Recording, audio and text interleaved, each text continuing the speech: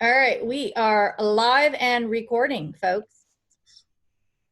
So, I just wanted to be able to share with all of you my world of rethinking. And I want to make sure that you can see my screen here. Is my desktop showing the rethink Yeah. feature? Okay, cool. So it's an online meetup group because I talk to a lot of people and there are great ideas throughout the world. And so I wanted to make sure that all of you can join at a time, that we can share in different areas of how we're disrupting and thinking about work and the future today. And let me see here. Hold on. I did this in Canva and I'm probably going to regret it. You know how something's cool and then you're like, yeah. So anyways, I made it very simple, very to the point. I wanted to create a space for disruptive thinking and ideas of the new norm for work and education, period. This is where we can be free and be able to come with all of these great ideas. And I always invite anybody to come if they have something to talk about. Now, this is kind of a cross between values and working agreements that I created, where I just want people to be curious. I want people to feel like they have a voice, and I want to assume positive intent, and I want all of us to think big. Very simple. And so that's the working agreements that I came up with for this group. And that's it. And so I want to jump into the fabulous Mr. Luke Hohmann, where some of you are probably familiar who he is, but if not, he is the founder of Conteneo. And he created, or I should say the founder of Conteneo, and he wrote the book of innovation games. So I know you also did a program where you're getting the innovation across the United States and cities and doing those as well. So he's all about gamification on helping us be innovative. So awesome. I was just talking to somebody the other day and I was like, have you ever seen Luke's stuff? Oh my gosh, you got to get it. Because he was like, I love games. I love games. And so now Luke is on to his next adventure. And this one's dear to my heart, where he created Tilladin. And this is about disrupting education. And I'm going to say the future of work as well, because these people are going to end up being in the workforce in the future, right? And we're going to help with financial illiteracy and school funding challenges. And he's going to introduce us to participatory budgeting. And you're probably like, what's that? Well, you're going to find out what that is as he explains in his share today.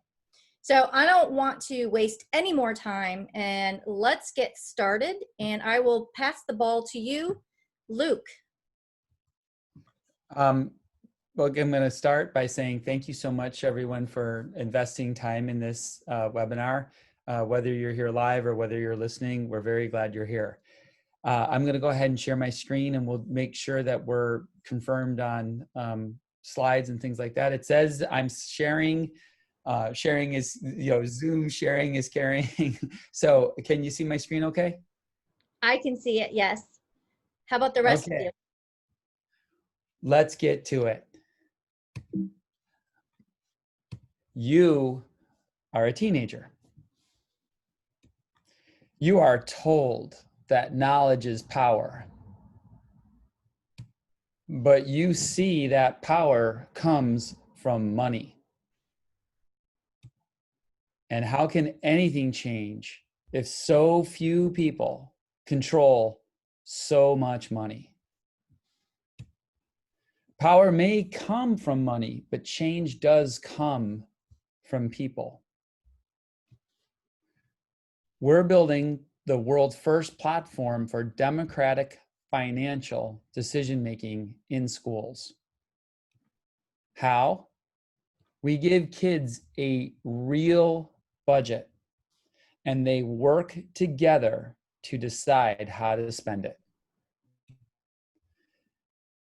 They make real change happen in their schools with real money. They harness money power. Okay, now time for the normal presentation that you were actually expecting. Slides and graphics and things like that. Who are we? Well, we're a social fintech. And by social, we mean that we're going to use collaborative and social techniques to promote financial literacy and money power. And we're going to do that through the particular technique known as participatory budgeting, because it is uniquely capable of teaching financial literacy, design thinking, and civics in such a way that address the harmful effects of economic inequality. Now, why? Why do we want to do this? Well, economic inequality is absolutely devastating. There was recently a book published called The Spirit Level a few years ago, and it assesses what happens when we have income inequality relative to health and social problems. And they have found that the US is the most unequal or unequal society, and the US has the worst health outcomes in many variables. We have the worst infant mortality, the worst incarceration rates by a long shot, the worst levels of trust, or the lowest levels of trust. We have high obesity. We have increasing mental illness. We have increasing addiction problems. And we can't keep solving this through more drugs and more elements. We have to look at other deeper root causes. And we're seeing in terms of the Gini coefficient that the US inequality is actually increasing. Now, the most profound result of this research is that economic inequality is bad for all members of society. It's not bad for poor people. It's not bad for minorities. It's bad for everyone. So when you look at the data, you're actually seeing that rich people in a unequal society are actually worse off than poor people in a more equal society. So this is profound, and in terms of its economic reach, it's actually quite massive. Now, financial literacy is the ability to understand and effectively apply various kinds of financial skills. How do I make decisions about where I spend my money? Is spending money on this, fast fashion garment the right thing to do? Am I looking at the best choices that I'm making when I'm making a purchase decision? And the more that we can promote financial literacy, the more we can create a foundation of economic opportunity and growth for all members of societies. Now, there are a lot of options out there, but there's no really good solutions, right? If you actually dig into this problem, you're going to say, Luke, come on, Luke, banks offer, training options. But if you actually look at the history of banks and their financial literacy, banks only offer financial literacy because by law they have to, from the Community Reinvestment Act of the last century. And bankers kind of don't want to do that because they make vastly more money from illiterate people. And they're going to tell you, when you talk to a traditional banker, they're going to say, oh, that's not true. We make the most money from our best customers, and our best customers are super wealthy. Well, of course. I mean, if you're worth $25 million, of course the bank is going to make a ton of money off you because they're going to be managing your investment portfolio. But we're talking about normal people, and normal people are not getting ahead. And in fact, I can't speak to the rest of the world, so I'm just going to speak to the statistics in America. Americans are now paying more than $200 billion a year in bank fees and credit card interest. And we're seeing the rise of one of the most deleterious aspects of society, and it's known as the affluent rich. And the affluent rich are people who actually make by statistical average, an above average salary. But every time they increase their salary, they increase their spend in such a way that they actually have the highest credit card debts. And so if you look at the data, we're not getting any better. And one of the other things that we do is we create structures that are completely unrealistic. We have people walking into low income or minority neighborhoods with well intentions, right? I don't want to imply that the intentions are bad, but they're well-intentioned, but they're trying to do things like teach kids how the stock market works by asking them to run an 8-week stock market simulation. Here's $100,000 of play money and see how much money you can make as fast as you can in 8 weeks in the stock market. That's kind of diametrically opposed to what any financial planner would tell you. A financial planner would say, look, stocks are about the fundamentals of the company and whether or not it's aligned to your values. And this is something that you want to support. And it's not about how much money you can make in 6 weeks. If you want to see how much money you can make in 6 weeks or 8 weeks, go to Vegas and put it on Red 7. That's not what we're about. So that brings the question of, well, what is the best way to teach financial literacy? We think the best way to teach financial literacy is by doing it, learning by doing. And participatory budgeting is a democratic process in which the youth decide how to invest a portfolio budget to improve their school. It creates financially savvy kids while teaching design thinking, because you can look at every step of the financial of the participatory budgeting process, and you can map it into design thinking, right? Creating proposals is divergent thinking. Refining proposals is sense making. Community voting is prioritization, and funding projects is implementation. And if you know design thinking, you know we've just talked about divergent thinking and sense making and convergence and action. So we're having this opportunity through real money and real behaviors to teach design thinking and civics. And the civics comes in because we're not saying, what do I want?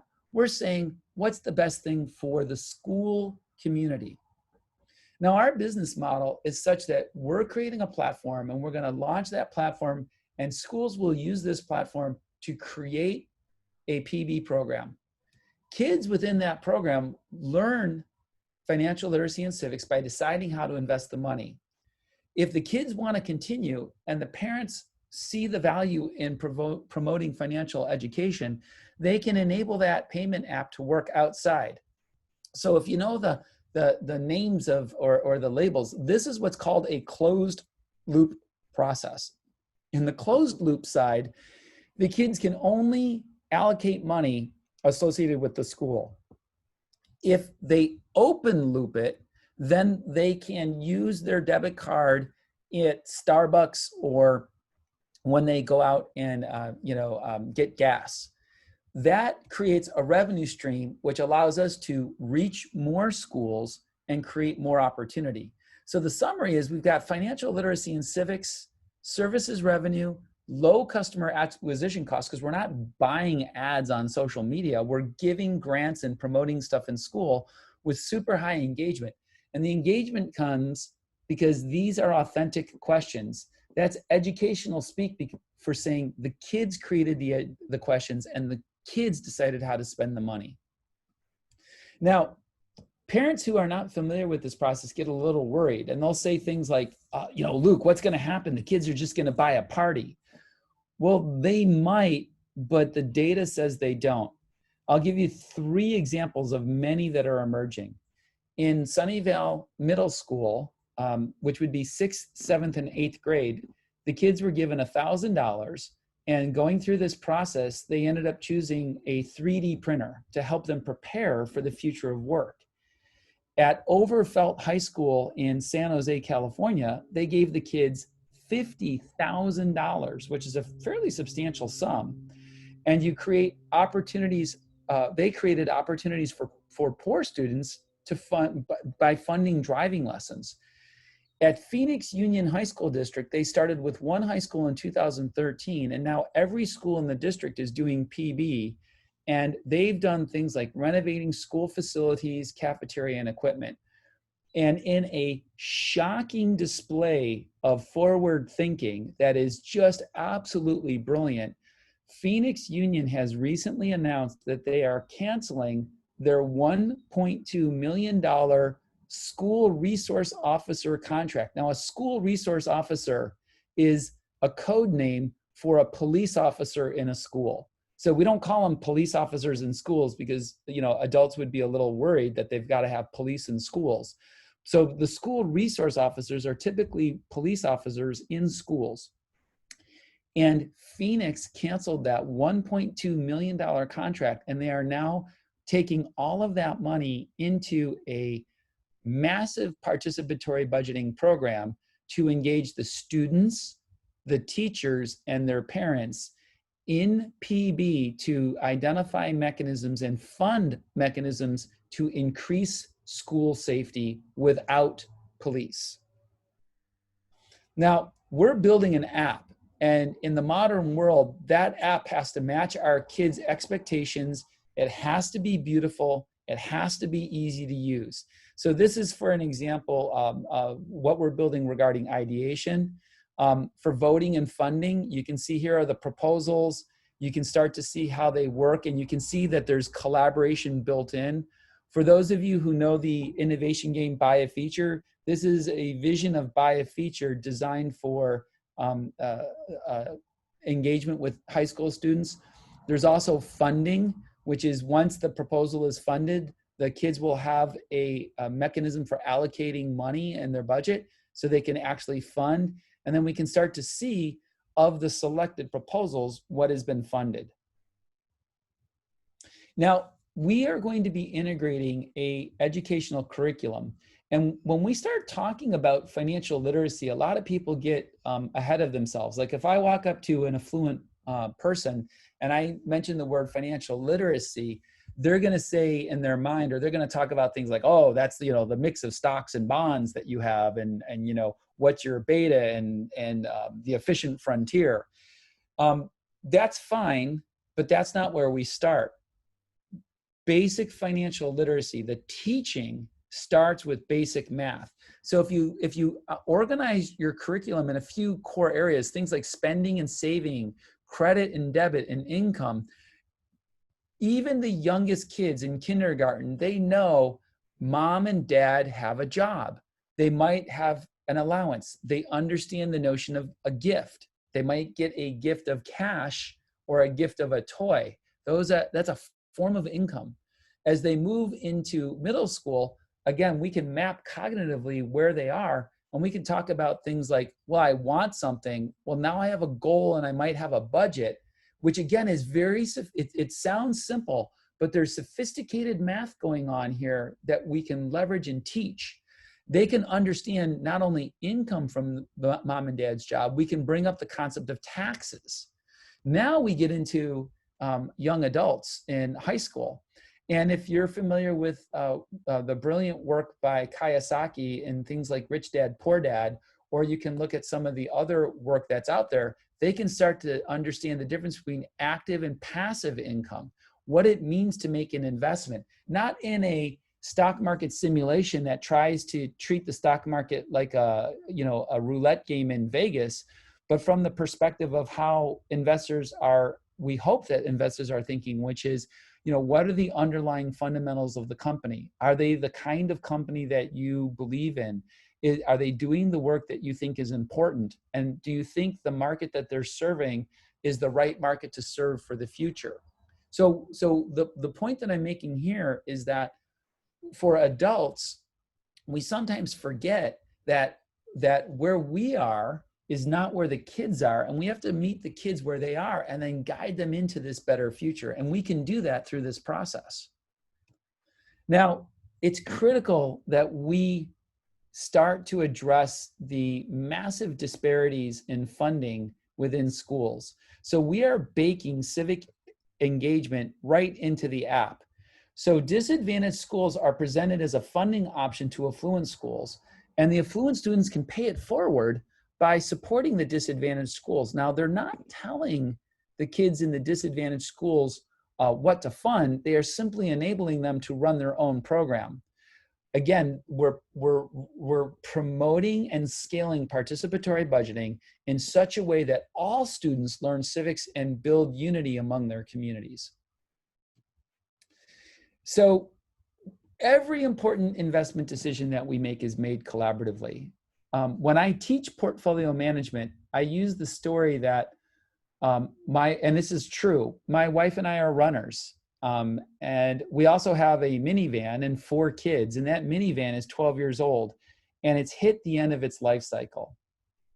And if I were to go out and buy a new pair of running shoes, my wife wouldn't care, right? It's a normal purchase given my behavior, and it's a small purchase. It's in their budget. Now, our minivan is at the stage where, the mechanic has said, hey guys, you can't keep investing in this minivan. You're putting good money after bad. So my wife and I have agreed that on the next major breakdown of the van, we'll go ahead and buy a new minivan. New to us, I'm sure we'll get a used one, because it's a better economic decision. So we'll go out and buy a new used minivan for us. Now we have that in our budget, but I would never go out and just buy one and drive it home, because I would be breaking a relationship and trust, because it's a significant investment decision. We don't hire a new employee without checking references. We don't engage in feature development in Agile without engaging with our customers and doing market research, which is a form of shared investment decisions when you're in the B2B space. So we can't keep promoting saving and spending as our dominant form of teaching. We need something vastly more disruptive, vastly better, vastly more important. We need to support our youth in learning how to invest shared resources to create mutually beneficial outcomes. Because we're finally accepting that every resource in our society, our community, and the world itself is in fact a shared resource. Thank you. I am completely open to questions.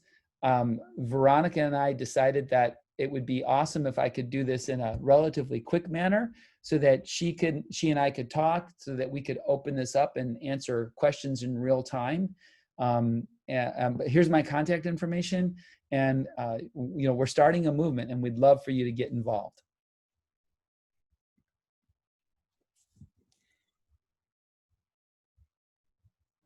So awesome. Thank you. Thank you. Yay. And you can tell we're a startup because I got the mug.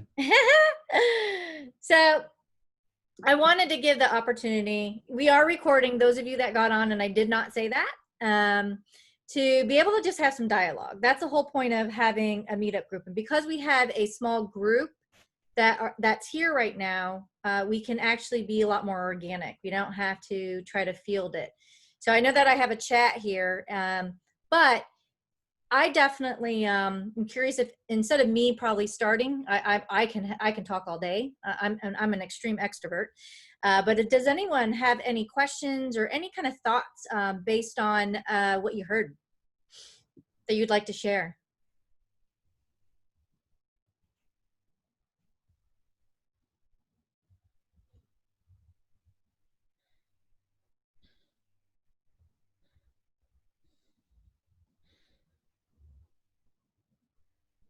You're a quiet bunch. Usually, how does that make you guys critical feel? questions by now. Like, hey, oh, they can't unmute. Oh, so but you guys can put it in the chat or whatever. But usually by now, people are like, oh, this, either they get excited or grumpy. yeah, you know what it is? I thought when you were talking, I have to go into my settings and unmute everyone. So now I have to physically unmute everyone because I became the Gestapo on my muting. So While Veronica's doing that, if I can just ask, first of all, that's an amazing presentation and a great concept.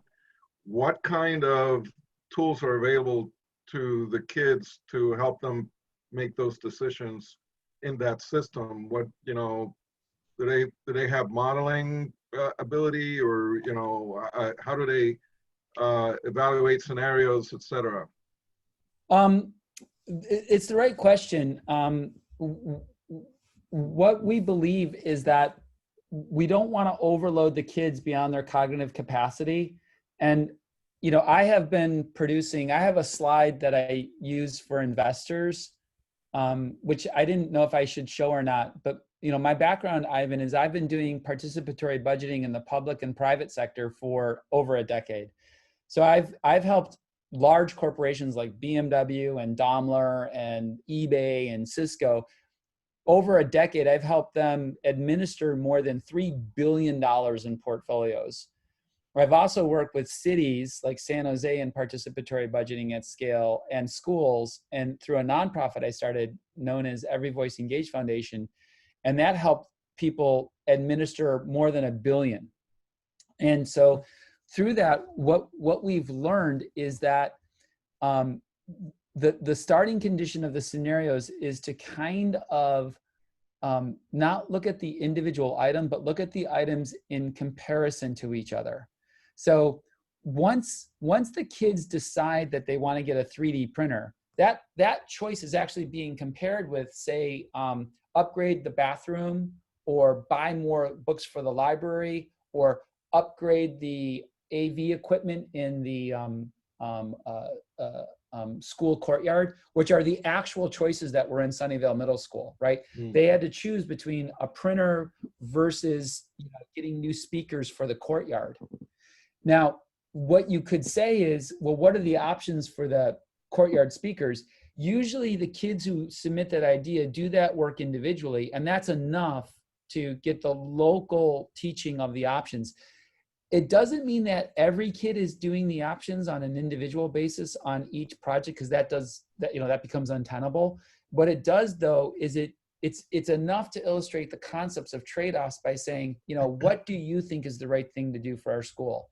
Should we get the speakers for the school courtyard? Should we upgrade the AV equipment in the library? Should we get a 3D printer? That kind of optionality thinking is more than enough to illustrate the financial concept that we want kids to go through. Got it. That's great. Thank you. By the way, that typically matches what you do in the public, at work, right? Usually you're going to have, in SAFE, we call them epics, right? Usually you're going to have one or more epics. And it's not that every person knows the details of every epic. There's an epic owner, and the epic owner is responsible for building out that epic collaboratively with other people. But usually an epic, because it's a significant investment, you can only really manage one epic as an epic owner, maybe two. So the idea is, we do trust that people who are the epic owners are using advice gathering processes to create the best epic, and then when people are comparing epics, they can talk about it. It's the same model, and my thesis is, kids do better when we give them realistic structures that are in a sense scaled down, right? I may not trust the kids in the middle school because they don't understand the implications with $100 million, but I could certainly trust them with 1,000 or 10,000. So it looks like we have some people that, I think we have a question in chat, but I know that Carlos, you raised your hand. Do you want to go next? Yeah, thank you very much. Very, very interesting. In particular, because I have some children as well, teenagers, and I'm struggling to explain to them some of the concepts that I would love them to learn. That's a different story. I've got some specific questions, because I see that most of the concepts that you are applying in that environment really applies to completely different contexts in terms of participatory budgeting. So we just say PB because it's so darn hard to say. Yeah, it's much better. Thank you. How you choose what is the audience that you start playing with? So, for example, in schools, obviously you cannot gather everyone in those sessions, do you? So, well, actually, so the first step of the PB process is to design the process. And what we mean by design the process is really more of a configuration. And we do ask the kids the question, who do you want to include? Do you want just the kids in the school? Do you want the kids and the teachers? Or do you want kids, teachers, and parents? And the kids kind of make that choice. Most of the time, as you can guess, they say, no, it's just us, right? Just the kids. When I did participatory budgeting in Sunnyvale Middle School, we did in fact use the Conteneo platform, which of course was a little awkward because I'm using this platform designed for adults with kids. but we hit a 70% participation rate. And in Phoenix, they've hit as high as 85%. And one school had 99.7% participation. Literally every kid did something in one phase except one kid in the school who was sick. So, you know, having done participatory budgeting for a decade, I think the number one issue is that it's too darn hard, right? You've got to print the materials, you got to get the ballots. Like if you go to, like New York City does PB with their citizens in their boroughs, but it's a physical process. And that physical process it's just too hard. And you know, for better or for worse, this is the world we live in, right? If it's not easy and it's not an app, it's not going to get used. So Carlos, I actually think that we need to make this app so that we can increase participation. And then the closure to that is we have to look at the the diversity, inclusion, statistics. So our app is launching with support for English and Spanish, and we'll be building a community of localizers to support every language we can. We're already usability testing with visually impaired people to make sure that our app is only using HTML so that screen readers will work, and that we have the right, even though we want it to be visual, we want it to be presentable. So we're in the midst of usability testing with all sorts of people to make sure we're following, WC3AG content accessibility guidelines. But my belief is that we can dramatically keep inclusion high by building an app. Awesome. Looks like we have a couple things in the chat, so I want to make sure we get everyone a fair shake. Locan Organization says, what does this look like for nonprofit? I guess my feeling is the nonprofit would be certainly encouraged to use our app if they felt like it. If they want to use the app, they should use it. We are intending our app to be open source and free. Now, we do have an economic model because we have to make money and pay developers. But the app itself is going to be open source and free. So, for the individual who's in the Locan organization, I've got a pretty good history of providing philanthropic support to people. Reach out to me, just to put it into the chat, send me a note, and we'll find a way to make sure that you can leverage our app and use it in a nonprofit setting. By the way, I have to call out one thing. Patty A says this has the potential to change the mindset of society. That's the point. Yep. I believe that too many adults have hardened their hearts about democracy, or too many people have, in a sense, almost given up on democratic processes. And we can't do that. If we give up on our democracy, we give up on each other. And I just cannot buy into that. In fact, the name Tilliden comes from the Danish word tillid, which means trust in people, trust the community.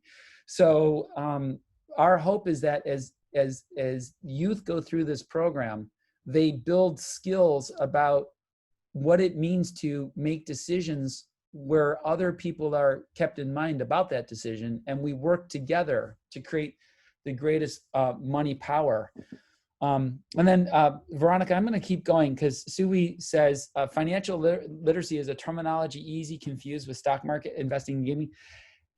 Absolutely yes. Sui, if you've got a better name, we need one. And we use the term financial literacy because that's what the Federal Reserve and a few school systems are using. Money smarts, money power. There are other ways to talk about that. And I am completely on board if you can help us create a better name.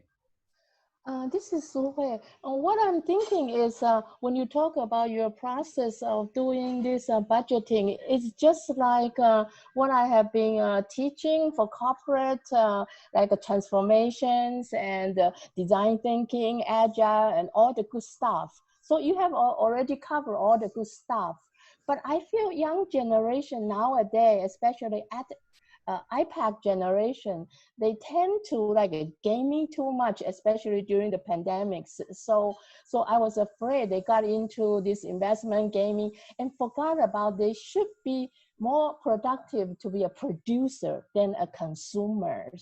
And I have my daughter as well, but they either love or hate the financial aspect, but they love to play with things. So I will kind of strongly support you if you kind of let your people aware of the overall process in the creation and the innovation. Then the funding and budgeting is the critical point.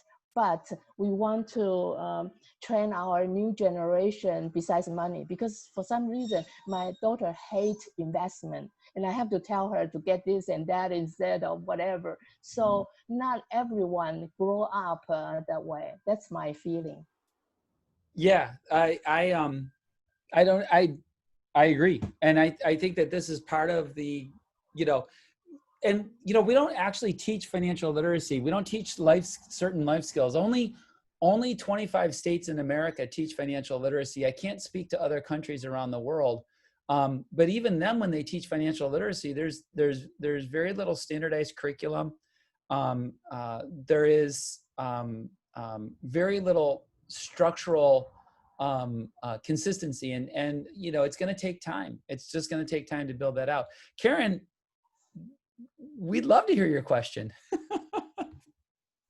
It just seemed to be too long to type into the chat. So thanks so much. I really appreciate you doing this. And it's funny, my sister's on the board of our education here in Kentucky. I know that's a long way away, and I think it definitely could be very valuable. I do have a question though about the social aspect of it. And I know that you said, hey, we're trying to do it from a social perspective, but our children are losing so much, I guess, so many social skills today, right? Being kind of cut off from everything. What kind of engagement, can you highlight some of those things that you all think that is a really strong social aspect of this, where they may be able to gain some of that? Does that make sense?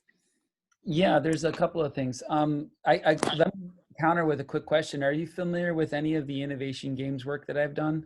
I am very familiar with it. And so I love using it. I love using it in an executive setting, and I think it works. But what works about it is some of those social aspects as well, because what I'll start to see, right, and now I'll go back to, I guess, using PB within the overall executive areas. But yes, I think that some of the social aspects, though, I'm trying to figure out how that fits back into this app and how you use that with the children, if that makes sense. Yeah. So, let me show you some things that are kind of exciting here. If I look at our app, let me do one thing. Okay, I'm going to share my screen again. And I'm going to show you some additional aspects of our app from our designers. So the power of buy feature and participatory budgeting. And this is going to be a little confusing because this is the actual design app, right? But among the things that we're exploring is, things like when the kids hit the funding stage, right? They'll know that they've got a total budget and they've spent 880, there's 120 remaining. Just like in the corporate world, when we use participatory budgeting and portfolio management, they've got to figure out how to spend that money as a group. And so we're not losing any of that social funding aspect or that social interaction aspect. Let me give you some additional aspects of this, right? When they're alone, right? This is what the voting process looks like. So I move this green dot and these proposals for what I might fund will scroll back and forth. And these dots represent what my individual choices were, right? I didn't like this one. I liked these ones. When I move into the version of this that's collaborative, so think buy a feature for a kid, rather than allocating money, we're simply capturing their reactions. Do you like it? Are you meh? Or do you not like it? But now I have a social function baked into the app. And so if for this to be green in a collaborative context, everyone has to like it. And so what we would expect the kids to be doing is, either on their phone and then through a teleconference like a Zoom or a Google Meet or, a Blue Jeans or whatever, they're collaborating. And of course they could be standing next to each other on their phones and collaborating and talking. So my hope is that we can bring in some of those social aspects. Now, the other element that's not shown here is when we're evaluating proposals, right? We're starting to, ask kids questions like, here's this new proposal for new microscopes and equipment.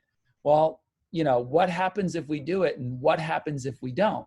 So we're going to be testing phrases and questions that help the kids think about, look, it's not about what you want alone. It's like, what's the impact in the school if we do it? And what's the impact if we don't? And how many kids does this impact? And is it impacting everyone in the school? Or is it impacting a subset of kids in the school? If it's impacting a subset of kids in the school, are they disadvantaged? Are they special need? How do we make a more equitable environment? So those are, I don't want to, overstep my time with you, but you can see that we're trying to bring in some of those social aspects as best we can right up front. No, I love that. I would love to see like an opportunity for people to make a quick pitch too for their own. I know that's hard because then you have to be able to filter through words and interactions and things like that too, but just to teach children how to express their support as well for it verbally versus just with those others. But I love this, Luke. It's amazing. So yeah, I mean, trust me. I had a blog post that I'm going to rewrite. I often say that in Agile, there's 3 logs, 2 that are good and 1 that is bad. My internet connection is, it looks like it got a little unstable. Can y'all hear me? Yeah, I can hear you. Okay, great. So Yep. I have 4 kids at home, and they're all hitting Zoom for their classes with me too. So sometimes our internet gets a little wonky. But you guys, as Agile, and by the way, as an Agile coach, you can steal this idea. I don't, I do stuff to share. There's 3 logs in Agile, 2 good, 1 bad. So there's the backlog. And it doesn't matter what Agile method you're using, right? Save Scrum, get it done. There's a backlog. The bad log is what I call the black log. And the black log is hidden work that people do that's not transparent to make the system run. And for whatever reason, they don't share it. They don't make it transparent. They don't show it. And they just kind of quietly do it. And they think that they're doing the right thing in many cases, but of course they're doing the exact wrong thing, right? For Agile to work, we have to have work transparent. The other log is what I call the dream log. And the dream log is your hopes and aspirations for the future. So Karen, our dream log includes moving from just a static picture, but to integrate either product box or cover story videos so that the kids can make a pitch or a group of kids can make a pitch. And imagine now the learning opportunity for the kid, right? If you look at what the United Nations has said are the 4 C's of the 21st century curriculum, the things that we need to teach our kids in the world that is emerging is we need to teach them creativity, communication, critical thinking, and collaboration. That's what the United Nations says. So let's map that into PB. Creativity, what proposals are there? Critical thinking, what proposals can we do?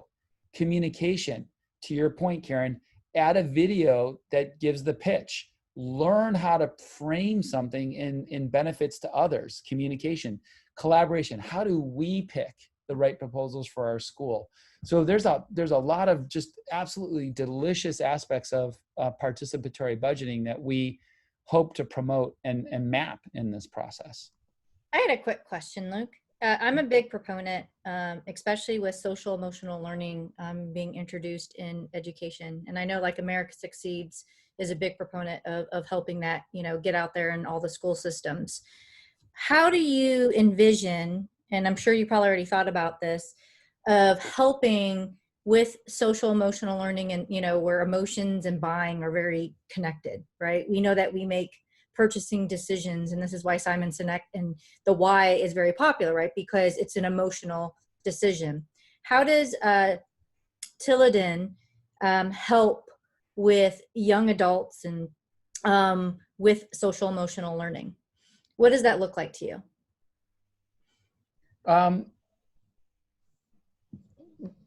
Well, there's three things there, right? The first is, so I have another blog post that I'm going to recast for Tilladin, but I have this statement that I say, budgets are not broccoli. So Veronica, do you like broccoli? I do, but as a kid, I didn't like peas, but now I do. You like broccoli, right? Yeah. I don't like broccoli. Does that matter? No. When would it matter? When that's the only choice you have and I'm making you eat broccoli. Close. It matters when we have a shared dinner. Yeah. Okay. That's what I mean is it's part of it, right? There's no choices. Shared dinner, right? Now you've asked about social and emotional, right? Design thinking boils down to, do you care? Like, do you actually care? Like, do you care about someone else? Do you care in some capacity? So if, I do a lot of entertaining in our house. We live in California. We have an outside that allows us to entertain. And when I mean entertaining, I mean, like, we have 2 fridges outside. We have hot and cold running water. We bring our neighbors over. And of course, we respect other people's food choices. So we always say in our invites, let us know if you have any dietary restrictions or, dietary allergies, so we can prepare food that's good for you. So the point here is I think social and emotional learning doesn't have to be super complex. It's just reminding people, like, a simple question. Was your proposal good for you, or was it good for the school? Okay. Yeah. That's enough to trip social and emotional learning. Just like if Karen were to come over to our house for dinner, we would say, Karen, do you have any dietary restrictions? And if she said, yeah, I'm allergic to peanuts. Well, then we're not going to make peanuts something. I mean, it's like that simple. Like we get wrapped up with making things so complex, and, we don't have to be so complex to trip the right kinds of thinking. We just ask a few simple questions and support the kids in that process. So that curiosity and openness, if I were to kind of rephrase what you're saying, is they're going to learn that. And then when they have to decide on together in that participatory budget process, it's also going to break it down to the broccoli scenario that you described. Yeah, today, everything is so complex and people get heated and we're all in that threat state versus not very outcome driven focus and really putting everyone in a positive state and focusing on that. Right.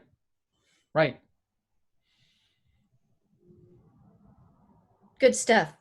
So we got about 10 minutes left, everyone. What I want to do is see if there's anyone that has any last minute questions as we start to close for our meetup for today. I got a quick question. Nasser here. By the way, been a long time, Luke. I am the UX LCMDC, not the other one. So just so you know which brother you're talking to. Okay, man. How are you, buddy? I'm doing good, good.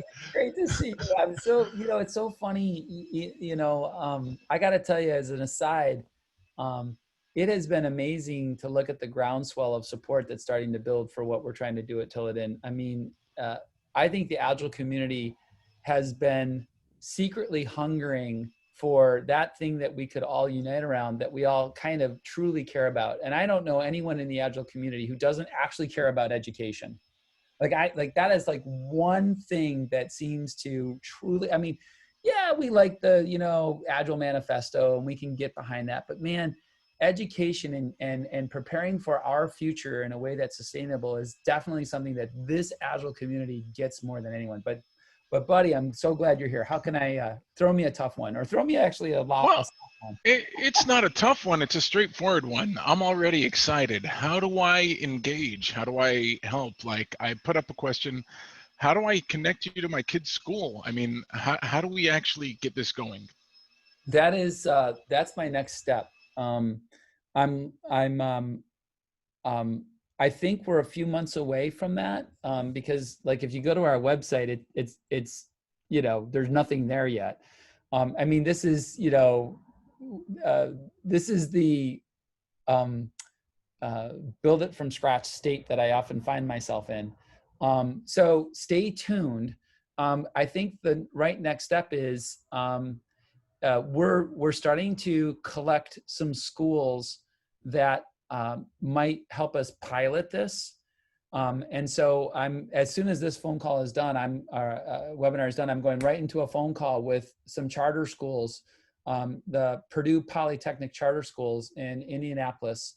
And we're working with them to see if we can do a pilot of our software. So if there's a school that might be progressive, a teacher that might be progressive, someone who's willing, it's always getting that first olive out of the jar. That's the tough one, right? And so if you can find, even in a small microcosm, a teacher who's willing to try this out just in a classroom environment, let's do it. Absolutely. And the other part of that is, how do I become involved? Stay tuned. Okay. There's a couple of ways. We're working on kind of creating the infrastructure for engagement. So, for example, I've got a friend right now who's an angel investor, but he's also a teacher. And his story is kind of fun. He, hi, I've spent 20 years in tech, did reasonably well. Now I want to pay it forward and I teach. So he is helping us build out a way to communicate this to teachers that helps them answer their questions and gets their FAQ answered. So I think that we have to build a little bit more of the infrastructure for allowing people to help us, but then we'll turn on the afterburners and do it. So yeah, Karen, if your sister is in a Title I school, part of our goal is to make grants to Title I schools to get this kickstarted within a Title I school. So if there's an affluent school, say in Menlo Park or Atherton, California, pretty affluent cities, they can just use our software and away they go. But for a Title I school, we actually have built a budget model that includes stipends for teachers, because we can't keep asking teachers to do stuff for free, like just add more to their plate. That's not fair to them, right? So we've actually included in our financial modeling stipends to teachers to help them out and get these things started. And Nasser, that goes for you too. If there's a way that we can find a teacher or a school who would be progressive enough to co-develop with us, let's do it. Because I mean, Agile sounds super fun, but it's one hand clapping without other people involved. Yeah, definitely. I don't know, some of you may or may not know, but I was a former science teacher. So this is very dear to my heart. And I can tell you I had a $60 budget in that classroom, and that stipend would be really nice just in general. So I do want to, we've got about 5 minutes left. If any of you, this is a recorded session, so I'm definitely saying this intentional. If any of you are interested in really helping Luke with Tilladin, investments, or when he gets to the point of helping in other ways, please do not hesitate to reach out to him. He is there, ready and really willing for all those that are interested. So definitely reach out to him. I know that he put his email address, but you can also find him on LinkedIn, Luke Hohmann, Hohmann, just in case you don't know how to spell his last name. Now, as we're wrapping up the meetup, thank you for all of you joining today. This is something that I've been wanting to do something to bring a bunch of disruptive thinkers and people that really want to challenge the status quo in how we see work and education today. I think you can't really think of one or the other. I think they're definitely related. And everything that we do should be where we do want to go to work, make sure that we feel like it's Friday, like a Friday night, and give everyone the ability to be equipped to make choices. And I personally believe that with this Tillidan app, we are giving the future generation choice because they're learning how to manage their finances. I think that's extremely important. And if any of you are interested in speaking at the event, it could be very relaxed. You don't have to worry about fancy presentations. I think what it is, just show up if you have something to talk about. We do record them. And eventually, once I get approved, we probably will start doing some live events. So if you have something really cool to share, and I'm here to elevate voices. That is my goal with this meetup, is to elevate you and your thoughts and ideas. So please contact me if you're interested. We're gonna wrap up here in 3 minutes. Thank you all. I'm gonna have this posted out. We do record again. So hopefully we'll get some more people to participate and maybe more people that are interested in their wonderful, big thinking topics. So thank you all. Thank you. Quick question. Yeah. Can we steal a couple of Luke's slides so if we go talk to somebody, we have something to show?